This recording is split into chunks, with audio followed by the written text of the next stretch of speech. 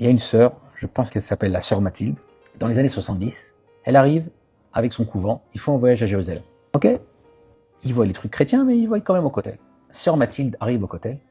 Devant le cotel, paf! Elle s'écroule, elle s'évanouit. Ambulance, tout ça. Elle se réveille à l'hôpital à Jérusalem. Elle ouvre les yeux, elle voit les bonnes sœurs autour d'elle. Oh, sœur Mathilde, on est content, comment ça va? Je suis juive. Recouchez-vous, prenez un verre d'eau, tout va bien se passer. Je suis juive. Je vous la fais courte l'histoire. Elle retourne au couvent.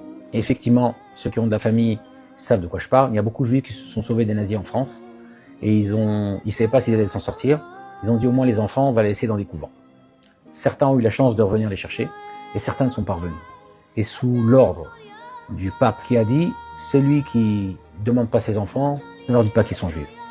Effectivement, quand elle rentre, c'est perçu que c'est une famille juive qui l'a laissée. Et vous allez me dire, mais elle arrive au cotel sans qu'elle est juive? Comment expliquer qu'une personne, d'un coup, elle se réveille?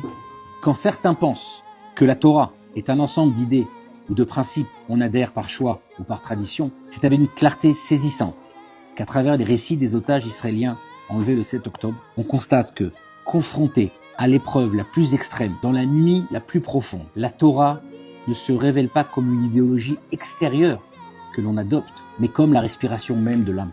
Au cœur des tunnels de Gaza, là où tout repère s'effondre, la soif de retrouver la prière, la lumière du Shabbat, ou le réconfort d'un verset entendu dans l'enfance, s'est imposé à bien des otages revenus.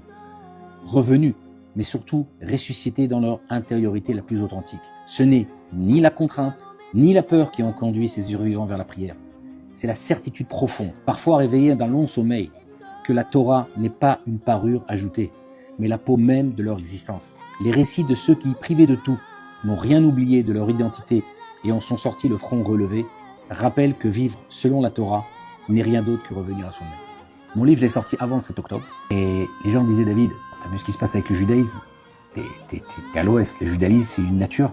Ce texte-là, il a été rajouté après. Ah.